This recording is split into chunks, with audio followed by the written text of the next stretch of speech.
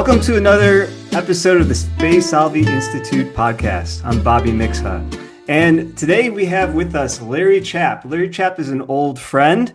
Glad to have him back. And Larry actually just wrote an article in Catholic World Report on the latest, the first apostolic exhortation by Pope Leo XIV called Dilexi Te. So immediately when that came out, I saw that Larry had an article on it, and I contacted Larry because Larry's always just fun to talk to. And it's been about a year since we've had Larry on. So I'm like, okay, we need to have Larry back. So, Larry, well, first of all, it's good to see you. It's been a year. It's great to see you too. I haven't seen you in a while. Yeah. So, anyways, at least Andrew and I have been following your podcast. You guys can go find Larry's podcast at Gaudium at Spes22. The website also has some great articles. And Catholic World Report, you have, what is it called? Chapstick? Chapstick, yeah. Chapstick. That was Carl Olson, my editor. That was his idea, not mine. But okay. I liked it. I thought, yeah, why not? Obviously, when I was a child growing up, that was my nickname in school, was Chapstick. So, Chapstick is good. Well, that's good. It's sometimes you get the nicknames and they stick. I always got Sir Mix-a-Lot, which wasn't necessarily good thing. I just always responded, I cannot lie, if you know who I'm talking about, Sir Mix-a-Lot. Okay. Anyways, but to get into this, Larry, I might be coming at this from a perspective. I know you said in the article that there's really nothing new that's being said in Dilexi Te. But what stood out for me, since you're a Balthasarian, you did your doctorate work on Hans von Balthasar.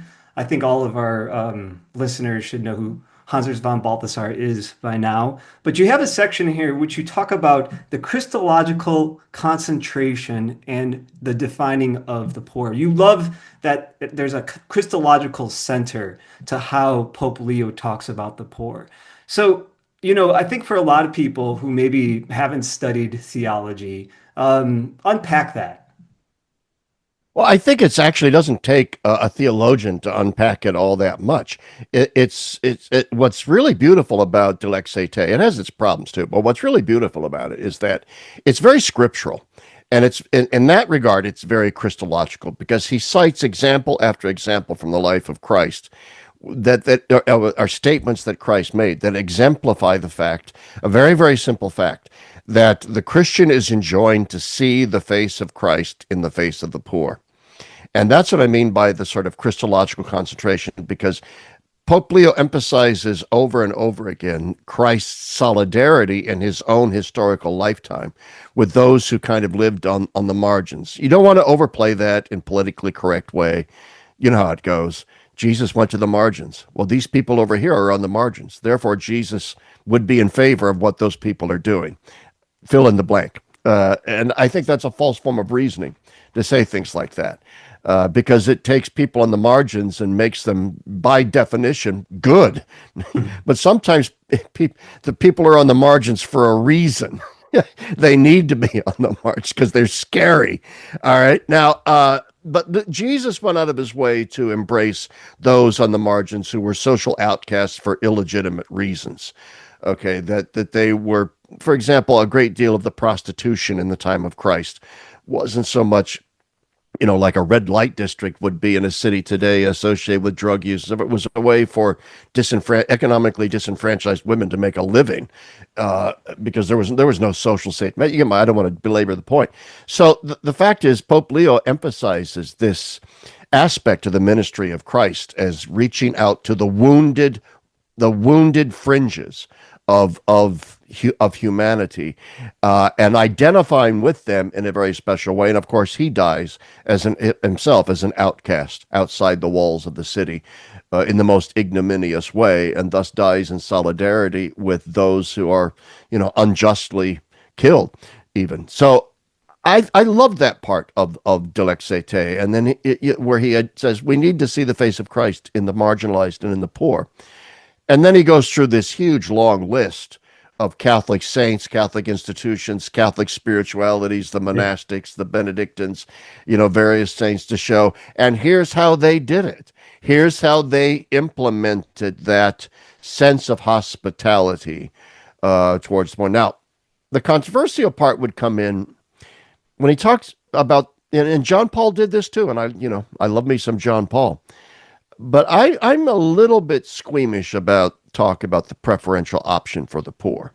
Yeah. Can you develop that? Because, when I was in high school, I remember my theology teachers who always kind of tended liberal. They always would stress that. And you heard kind of, and nothing against that or social justice, but I always felt like there was some kind of policy or some worldview that was embedded within that. Yeah, because what you see is a reductionism and a materialism at play, what I call the impoverishment of poverty, of the concept of poverty and its impoverishment, whereas you reduce poverty to nothing more than economic deprivation, lacking of the basic material needs of life. Now, that is, as Pope Leo points out, there are a multiplicity of forms of poverty. But he then goes on in Dilexi Te to do what so many others do, which is you note that there's all kinds of different types of poverty, the most important being poverty of spirit, as St. Matthew says in his version of the sermon about blessed are the poor in spirit. Luke comes and says, blessed are the poor, period, full stop. And so you see this same dynamic playing out in the church as well, between those who want to say, no, we're just looking at the poor, as in economically poor. Others saying, no, we, as Mother Teresa said when she came and visited the United States, the greatest form of poverty is the spiritual poverty of lacking God in your life. And so I do believe that this concept of the preferential option for the poor, so associated over the years with liberation theology, although you can disengage it from that, but still, it almost immediately becomes associated with economic poverty. And thus you reduce the concept of poverty in the church to simply this materialistic calculus. And I think that's problematic. I think that's deeply problematic, even on a purely pragmatic prudential level. Because, and this is another weakness in Dilexi Te, even though overall I love the document, it has its weaknesses. And one of those is it engages in broad generalizations about the poor, the poor, the poor. But there's no substantive, sophisticated, multifocal analysis of the causes of economic poverty. So, okay, fine. Let's just talk about economic poverty. Let's leave aside other forms of poverty. Well, you can't do that because it ignores the fact that physical poverty is often caused by spiritual poverty and other kinds of poverty.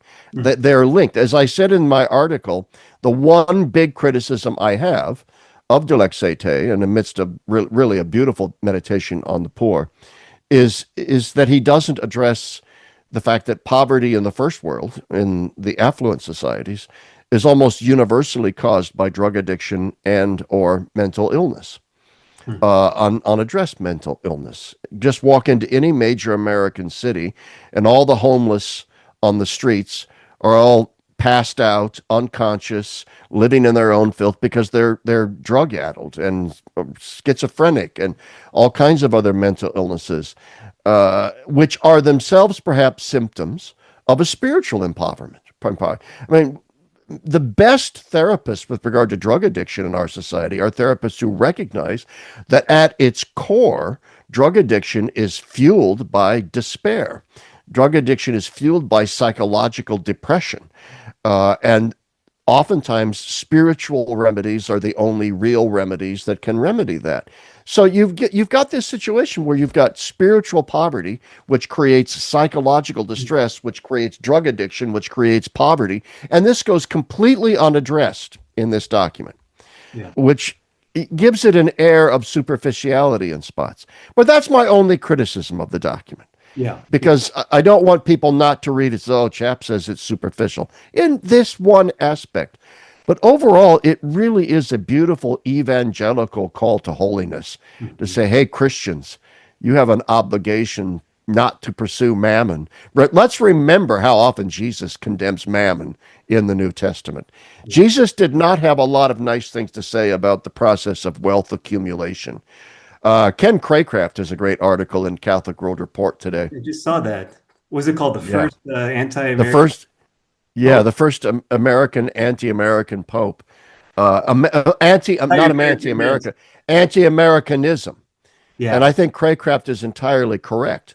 And in this regard, Dilexi Te is very much in the tradition of John Paul and other social encyclicals, Mm. where it is calling out unbridled capitalism. Yeah. Everybody agrees Soviet style communism is a dead end. Nobody wants that. Yeah. But there's this unspoken assumption by some Catholics, like even in the United States, like at the Acton Institute, I'm going to name names, all right? The Napa Institute, who, I mean, I'm sure there are a lot of fine people. In fact, I know Father Sirico, who kind of runs the Acton Institute, so I hope he's not listening to this. But the fact is that there is a critique of capitalism and wealth accumulation that is to be made by the church, and oftentimes is not made. Mhm. Uh, I mean, to look at even the Eastern Orthodox theologian David Bentley Hart writes about a lot of this kind of stuff too. Well, Anyway, you think of how quickly sometimes people dismiss the critiques as socialism. And one of our other friends, Philip Bess, actually like a couple months ago got me onto reading some of Henry George.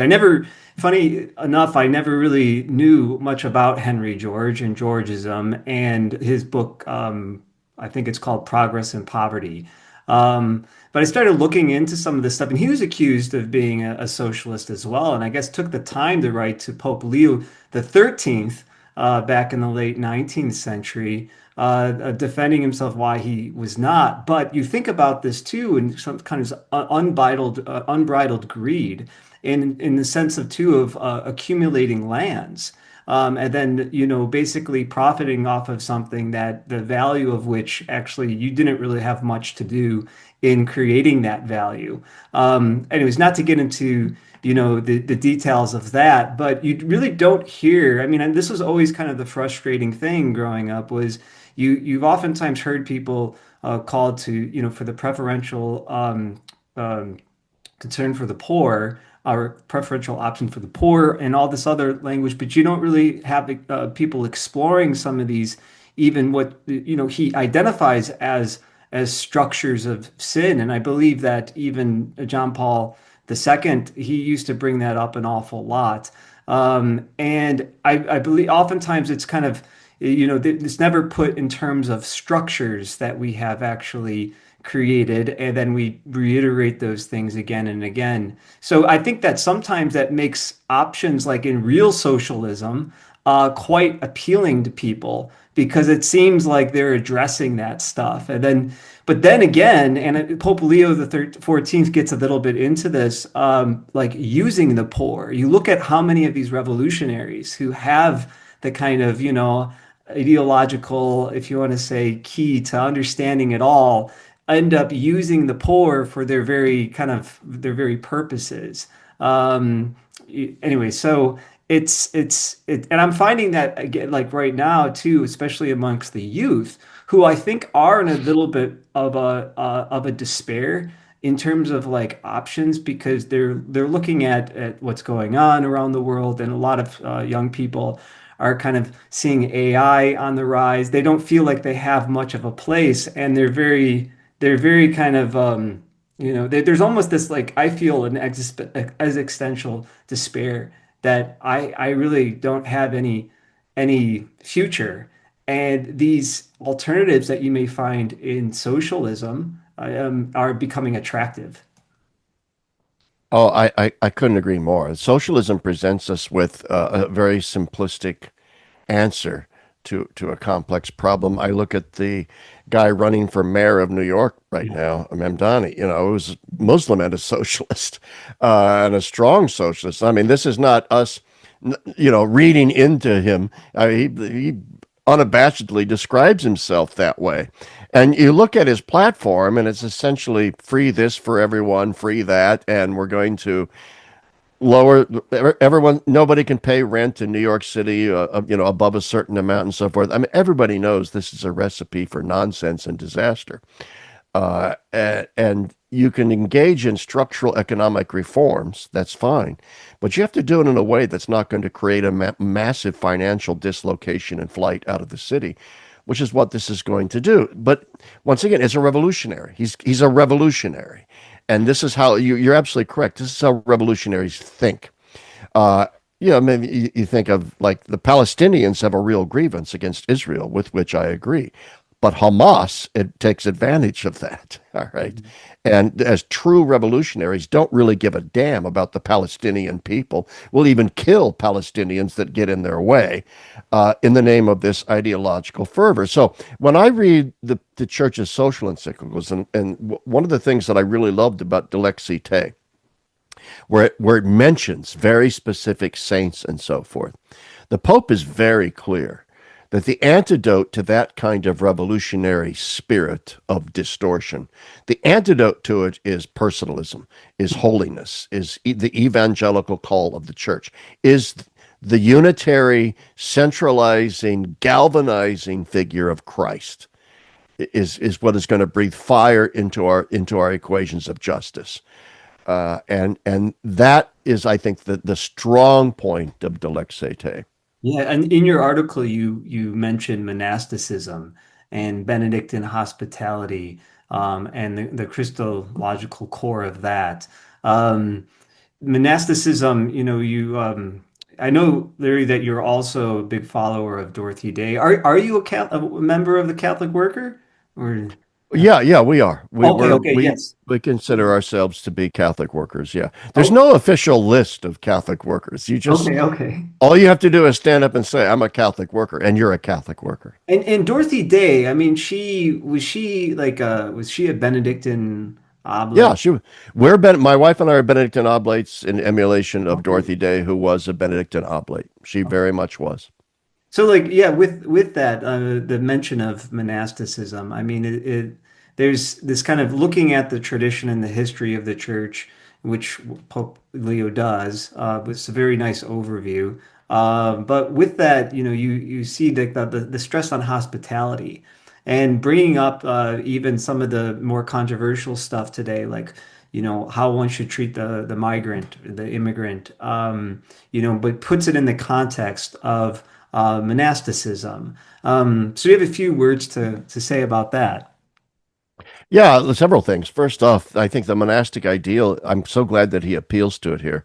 As I mentioned in the article, I mentioned I got this actually from Bishop Eric Varden, where in his comment on Dilexi Te, he says that the document actually says that these Benedictine monks actually imitated and mirrored for us as examples. That's a paradigm of inclusion.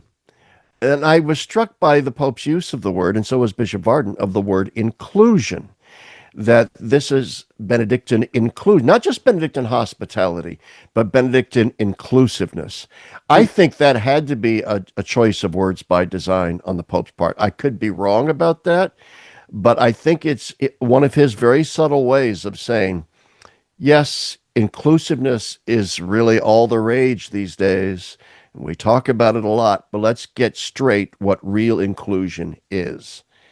It's incorporation into the body of Christ. It is conversion. It is repentance. It is walking the path of discipleship, walking the path of the cross, walking the path of, seeing Christ in the face of the poor. And I think this is unbelievably important. Nor is this a mere pietism. One of the things people tend to forget, and Pope points this out, how vast the monastic system was in Europe and in the UK by the time the Protestant Reformation hits. The monasteries were vast enterprises, and they were the social welfare system of the world at that time. They created hospitals, they created public schools, they created hospices, they created agricultural techniques. They were a safe haven for pilgrims and refugees of all kinds. Benedictine hospitality wasn't just something charitable and philanthropic on the fringes of society.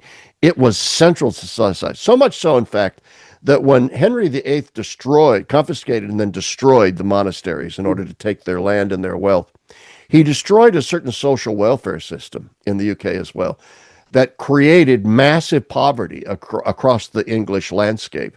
So much so, in fact, that then Queen Elizabeth had to deal with it and her successors had to deal with it. So you see the rise in the UK, finally, of poorhouses and that sort of stuff, because yeah, and even Malthus in his great document about overpopulation, Yeah. that was not a document about algorithms and where are we going the population explosion. That was actually a document about welfare systems, where Malthus was saying, "Look, we've got this population explosion in our hands, and it's mostly poor people that are populating. So we don't want to engage in social welfare towards them, lest they populate even more." Hmm. So it was an anti-social welfare text. It was a very social Darwinist text in its own way. Let them die. So the point is, when you destroy the monasteries, you replace it with a purely secular concept of philanthropy, so economic justice, and so forth, that is then open to bureaucratization, centralization. Everything becomes faceless and anonymous, and so on and so forth. I think that is deleterious. Yeah. And and so I think this is what I think this is all beneath the surface of the Pope's document here. Yeah, stressing the personalism of the right approach because yeah, you think about I'm thinking back to an article that was written in Communio years ago that the first philanthropist was the devil, written by I believe Rare, who is actually in charge of American Philanthropic. The irony of that, but That it's sounds very Soloviev like. yeah. Yeah, I mean, yeah, I actually that Soloviev, oh my gosh, that story of the Antichrist Yeah, is yeah, applicable to so many things. But yeah, this kind of basically the welfare the welfare system today, it's interesting, like in Europe, a lot of people are getting concerned, particularly in the UK, about all the kind of immigration because they don't have basically it's a big challenge to the welfare system in so many ways. I mean, not just because of that, but it's interesting to hear people talk. Like I mean, I teach at the British school in Krakow right now, and there's a bunch of guys coming from England, and they're a little bit upset that this promise that they were given about the welfare system that they made after World War II was the great promise that was made is not yeah, no longer going to be the case. So they're all like not all, but a lot of them are leaving England, not finding much future there. But once you have it where it's actually this, like you said, it's the kind of bureaucratic state is the one who's actually taking care. It loses that how would you put it? That kind of the personalism of it all, and it becomes you become yeah. a statistic. You become kind of a manipulable piece in this system.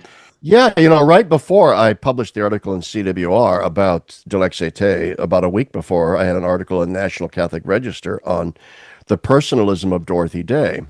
And this was her point. What I pointed out was that Dorothy Day actually was very down on the when, Roosevelt introduces the Social Security system. Hmm. And everybody would think, well, Dorothy Day, who should have been in favor of the Social Security program, right? She doesn't want poverty for old people.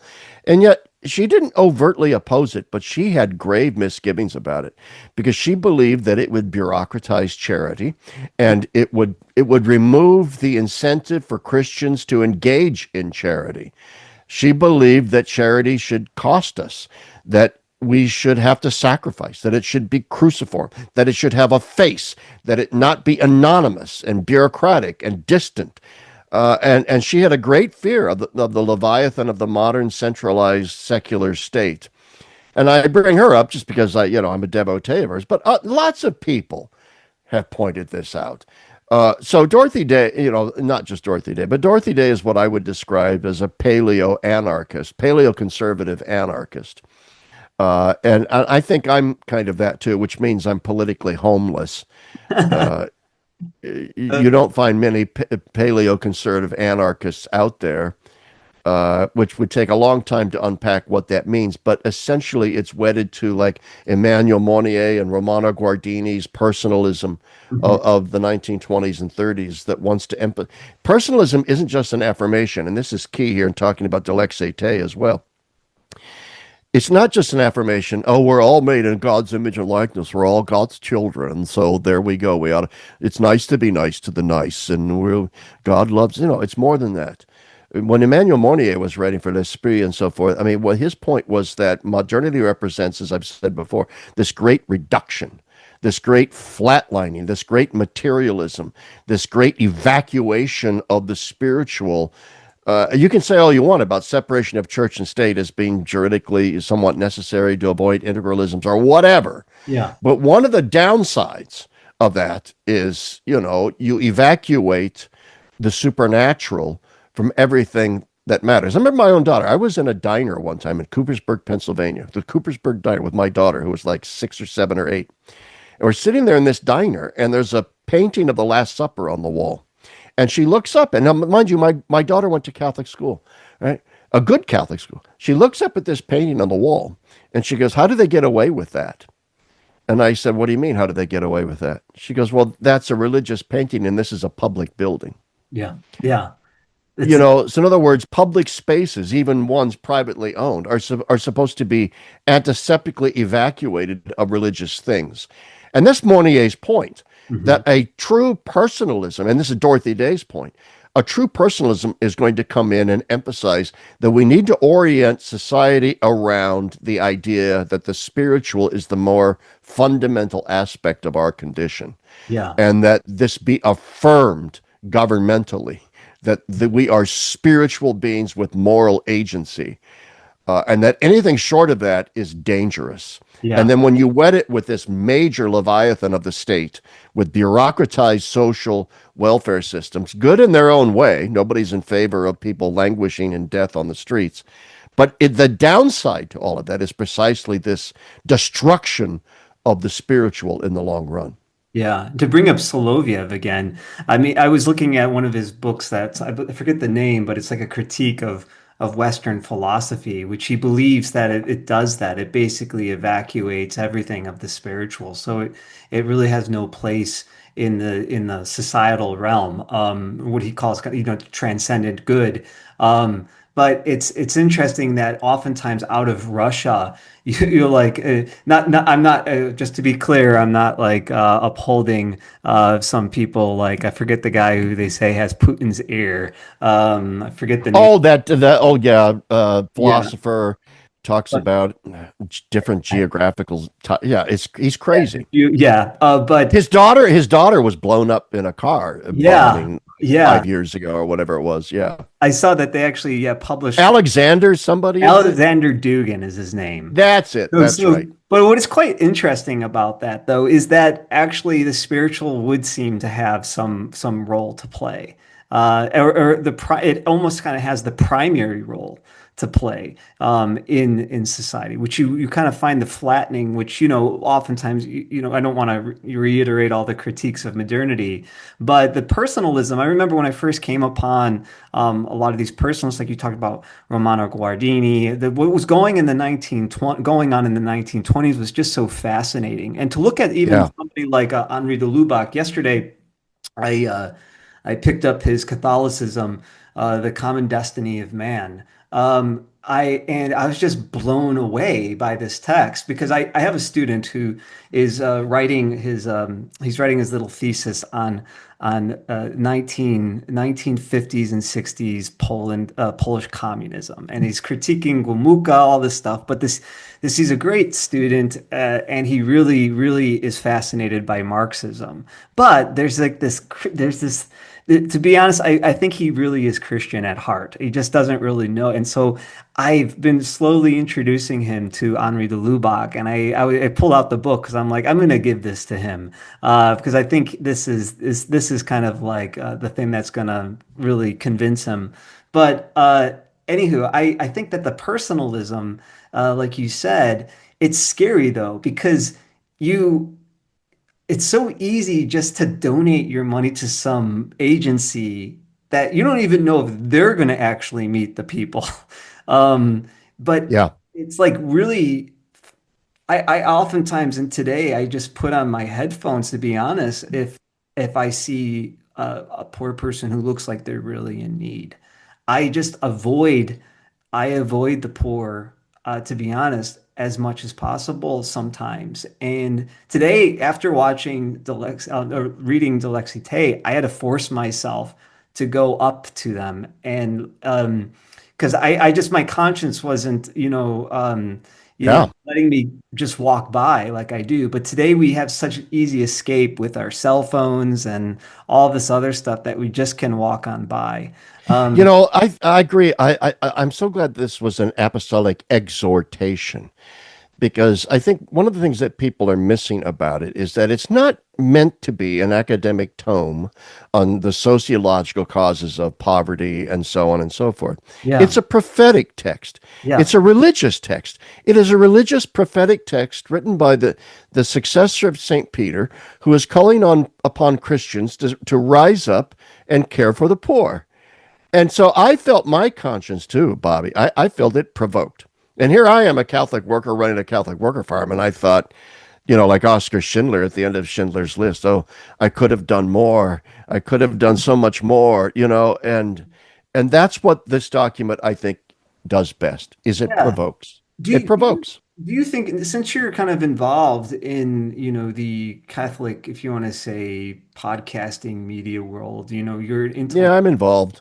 yeah, I mean, um, it- do you think that I mean, I don't think that Pope Leo just has this in mind, but what I've noticed, and this is like, I'm critiquing myself more. I'm not like really, really involved that much. Okay. Just had a little podcast here right now. But like, do you ever notice that Catholicism is oftentimes in the last couple of years, with taking on things like new atheism and trying to delve into it, there's like a young group of Catholics, like even young men like my age, who oftentimes are forgetting that kind of the exhortation to serve the poor, and it's becoming something like an intellectual project. I'm just Yeah. concerned because I see that in myself, where it's like your Catholicism just becomes like a philosophy. Oh my goodness. I think that I'm going to get into trouble for saying this, and I have gotten in trouble for saying this.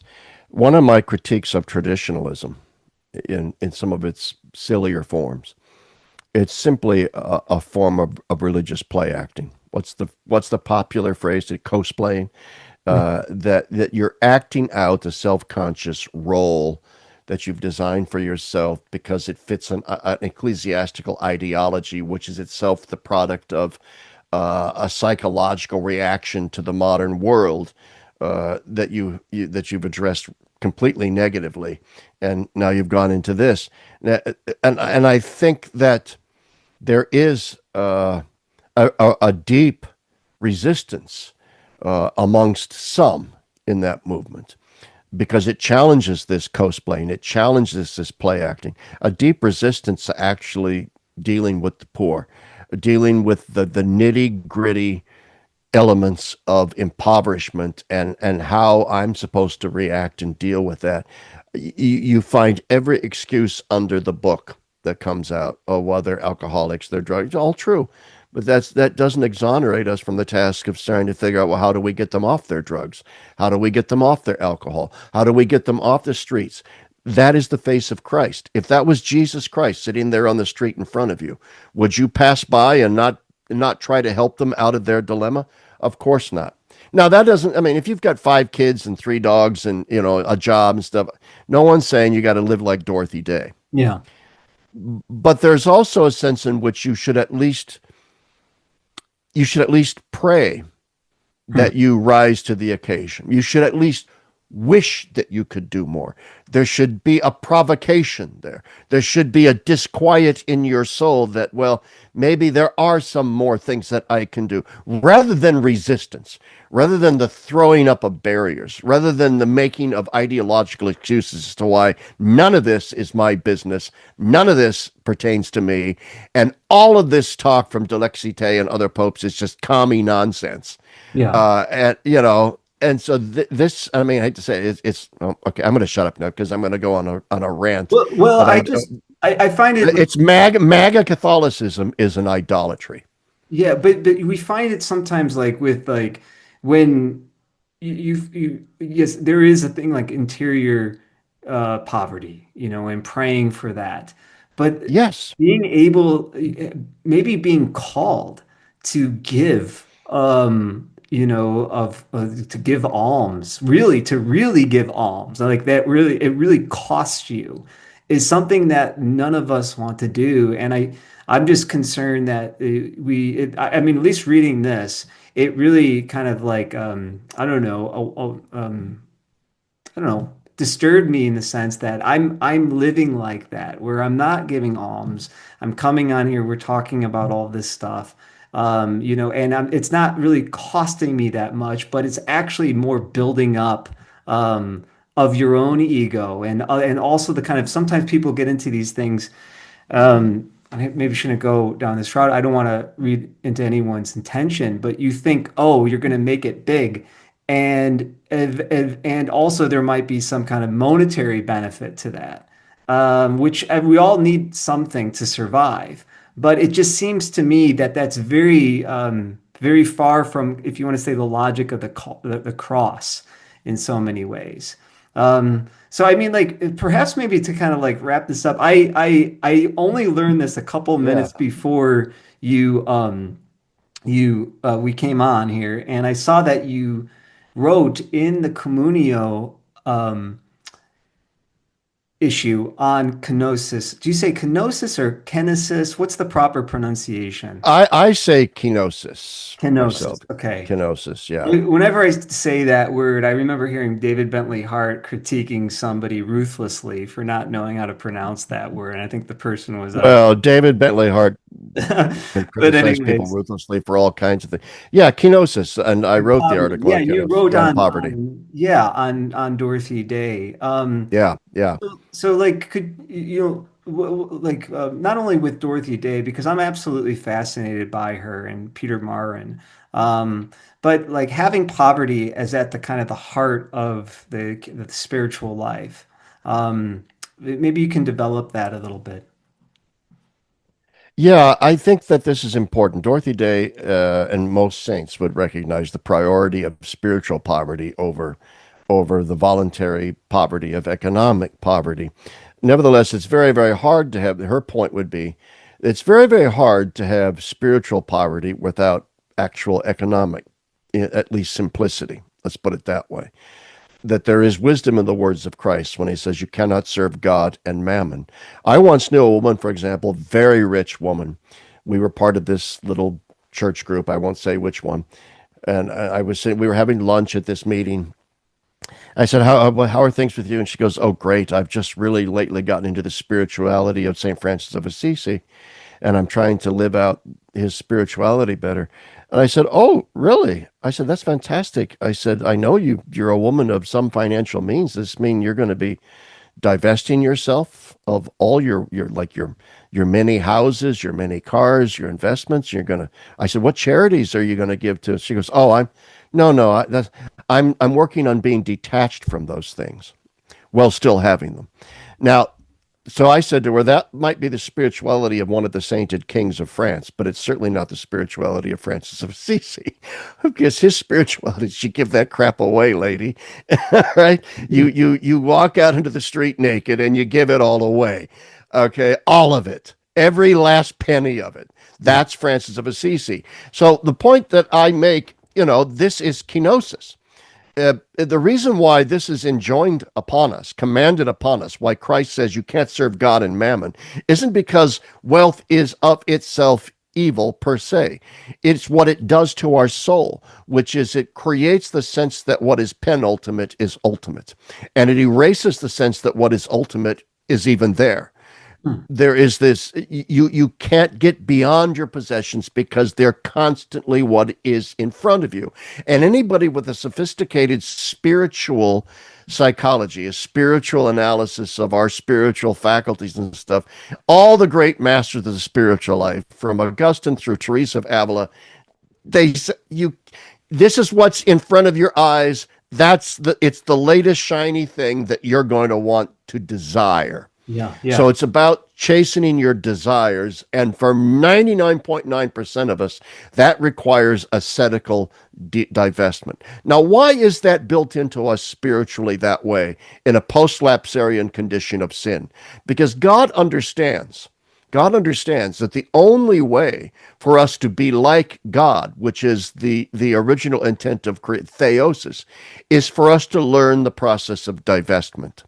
That this is kenosis, that Christ, though in the form of God, did not deem equality with God something to be, but took on the form of a slave. And this is very Balthasarian, right?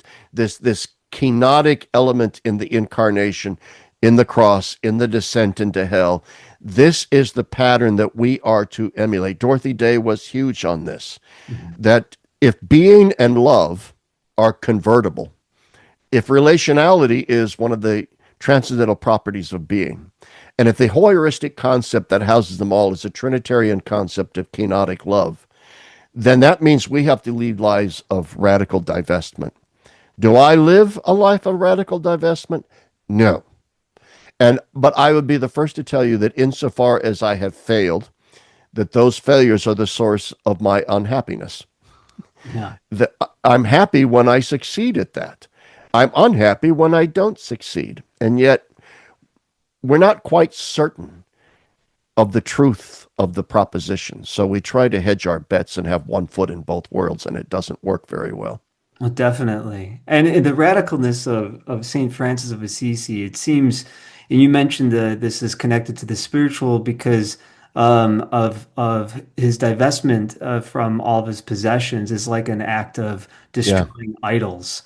And there's really nothing, it's a violent act of destroying those idols. It doesn't keep anything around. And I think we oftentimes forget about the radicalness of Saint Francis of Assisi. But there's a good book. I mean, Pope Leo mentions that this was, Pope Francis' document, which he was working on, and he does mention Francis in the beginning. Saint Francis of Assisi in the beginning, Yeah. and it made me think of a book by Eugene McCrair called "The Enchantments of Mammon," in Oh, which, McCarraher at yeah, Villanova yeah, University. I've got yeah, it sitting. It's right over here to my left. I would hang on. massive book. All right. Yeah, Yeah. it's a mass. Here it is. Look at this. Look at this bad boy. This is a lifetime achievement award book. All Yeah. right, there it is. Yeah, Eugene McCarraher, The Enchantments of Mammon. Great book. I did read it all. I would love to have him on the show sometime, but I haven't been able to get a hold of him. Yeah, some people they're really hard to get a hold of. I think I went through most of it too, but he ends with Saint Francis. And He says instead we of don't need a Benedict option, we need a Francis option. Francis option. And, being kind of that witness in the heart of the city. And maybe bringing this to Krakow because I'm right by Krakow. It's so nice to have the St. Francis of Assisi Church right in pretty much the center of Krakow with that total divestment and his this icon of his stigmata there. But yeah, that book is quite the quite the telling of modernity and from the perspective of Mammon. So, anyways, I thought that kind of just to wrap this up. There's just so many things that we could possibly talk about. This Dilexi Te isn't like you said, there's nothing really novel into the mind of Pope Leo the 14th. And that's what people are looking for, right? People are like going nuts over this document. Like, what's it say? Where's the Pope at? We don't know. Yeah. Still don't know. Still don't know. Still don't know. And you say that, yeah, this Pope, he's kept his cards pretty close to his chest for the most part. Um, Yeah. but it is a nice overview that I think, if anything, it just kind of reminds us of our call to serve the poor. Any last thoughts, Larry? Well, yeah, I would say that in serving the poor, one of the reasons why, like I said, most of us, if you've got 5 kids and 3 dogs and a job, you have a sense of being overwhelmed. Like, how am I supposed to solve this problem? My 2 cents aren't going to do much. So that's because, once again, that's a product of the atomized individualism and secularism of the modern world. The feeling like, well, my little drop in the bucket doesn't matter anyway, a sense of futility. Therefore, we talk about the structures of sin that there, and John Paul spoke about, Leo speaks about, there can be social structures of sin, but there are also social structures of virtue, and there is a communion of saints, not just a communion of sinners, right?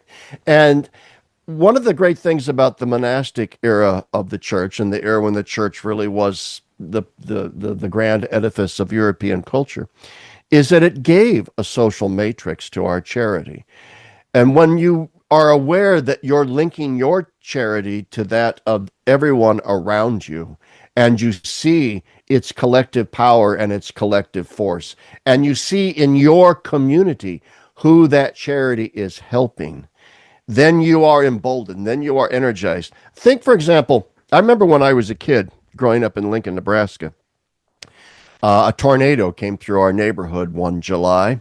Spared our house, thankfully, but it did take out a lot of the houses in our neighborhood, down a lot of trees. It was really quite a tragic scene.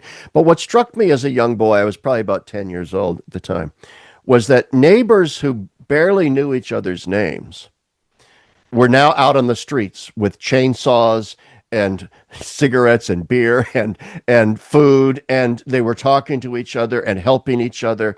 And that tornado, which destroyed so much in our neighborhood, actually built our neighborhood up in a way that was unforgettable, because it changed that neighborhood from that point forward, from simply an aggregate of individuals to a real community of persons. Tragedy can do that to us. And charity can do that to us as well. So in other words, I think the biggest pastoral need of the church today is the rebuilding of this Catholic subculture that creates the social matrix wherein our charity seems to actually matter. Mhm. But it doesn't seem to me that our ecclesiastical leaders have made that a priority. Let me put it that way. And reading the signs of the times, I don't think the biggest issues facing the church are hot button issues. And we need to change our teaching on this, and we need to change our teaching on that, and we need this, and we need no. What we need is a church that reiterates the supernatural and the collective dimension of the supernatural. You mentioned de Lubac's book on Christianity, which was where in Dulubak's book on Catholicism hit like a bombshell, because what he emphasized was the corporate nature of salvation, Yeah. the corporate nature of the mystical body of Christ, how we are all bonded together. And this is the biggest pastoral need of our day, is to reconstruct Catholic culture, to reconstruct that social matrix. And I believe the life of charity towards the poor can be a foundation for beginning that, because it's a foundation upon which we all agree.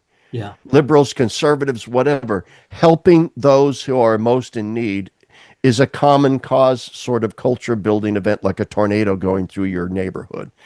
And I wish that we would emphasize that more.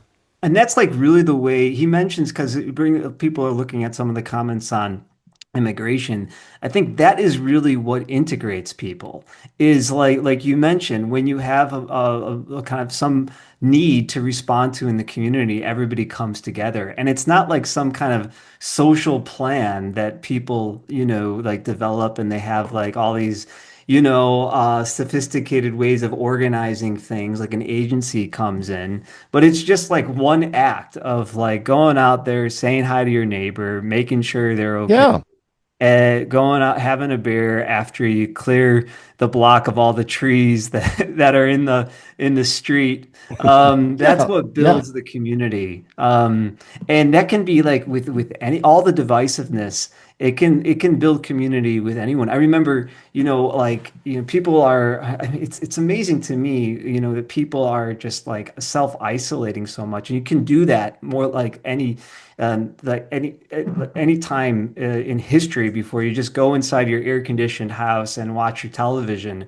But there's a great book. I recommend everybody to read this book, by Alan Einhart, and I'm trying to I forgot the name of the book, but it's called, I think it's I think it's oh, it's something about like the communities of virtue or something. And it's about neighborhoods in Chicago. I was talking to Philip Bess about this book, and it really does a yeah, great of just showing how these communities with the parish, they were yeah. so many just little acts that were uniting people, building up the community. So I agree with you completely that that is the great need of our day. It is to personalize it, to destroy the culture of anonymity. One of the things that I do is I make it a point whenever I go to the grocery store. I mean, you go to the grocery store, people walk around in like little bubbles, little cones of silence. There's like these unspoken rules, like, okay, even if you're standing side by side looking at the same product up here, you don't really say much to each other, maybe a little. So I always go out of my way. If I'm standing right next to like an old lady and we're both buying milk, I'll say something like, can you believe how god awful expensive I can remember when I was a kid, you could get a gallon of milk for like $1." And she'll say, well, I remember when it was 50 cents. And then we'll get into this we'll stand there and we'll chit chat for, oh, what's your name? Oh, what's your name? Where do you live? Oh, I live over here. Oh, I do know so and so. And yeah. So all of a sudden, you've made this connection through what I call the grocery store bubble. And I mention grocery stores because everybody goes to the damn grocery store, And right? you don't do self-checkout. That's not No, self-checkout. Okay. no. Well, I do with small purchases. If I go in and buy 4 or 5 things, then I'll scan it myself. But with a big grocery cart purchase, yeah, I go through the line. I definitely go through the line. So in other words, I use that as an example, but we can multiply it 100 times over, whether you're at the grocery store or at the DMV or at the gas station or at a convenience store or at at a department store, at Walmart. We live these isolated just look at the sociological and psychological dynamic of human interaction in our retail spaces. And it's a kind of a condensed symbol for what's wrong with our society. If it were to be symbolized with holographic sort of AI we'd all be like these little isolated holographs walking around, and it's kind of if you want to if you from God's eye who can see or the eyes of a saint that can see spiritual things. So there were saints who could see angels and see spiritual things. I think that when they would look out into an American retail space, they would see the spiritual equivalent of an atomized, imploded, less than a person in complete despair, Hmm. isolated from one another. The bonds of connection that should be there spiritually, that a spiritual person would see, would be absent. And it is our duty, therefore, if we can't physically do something about this poverty of spirit, we can inculcate the kind of prayer habits and spirituality and holiness in our lives that can bridge. It's intercessory. It's priestly. Yeah. It's and this is something that has been very lost in modern Catholic spirituality. One of the kenotic elements of our spirituality is that we are a priestly people. What is a priest? A mediator, an intercessor. We are to be intercessors, and there's a million ways of doing that don't simply involve giving a $5 bill to a drunk guy on the street. Anyway, I'm kind of off on my Yeah. own little world Well, now. yeah, I mean that's a very like hopeful note to end on. Just makes me think of the movie Wall-E, when Wall-E goes and actually Yeah, knocks over that guy who's just and all those people are totally attached to their screen and their little I don't know, little capsule. That's exactly right. That's what we are. And these damn things they're killing us. They're just killing us. And I have one and I'm addicted to it. Same here, same here. I'm feeling its pull right now. Um, well, Yeah. on that note, so we could get back to our phones. Yeah. Well, It's always great having you on. great being on. Thanks for inviting me. Oh yeah. Well, too bad Andrew couldn't make it this time, but hopefully we can have you on again soon. I'll be checking your articles. Everybody check out articles at Catholic World Report, Chaps Stick or Chapstick, okay? Yeah. Or Chaps Stick. Chaps with the apostrophe, chaps, possessive shtick. Yeah. Okay. And also Gaudium et Spes 22. On that note, tune in for a couple new episodes will be coming out. Andrew will be joining us next week. We hope to have some people on to talk about the history of the Western tradition. Hopefully we can get Carlo Lancelotti on soon. So we got some Oh, really I love him. He's great. yeah. So interesting content coming out soon. But on that note, tune in next time and live in hope.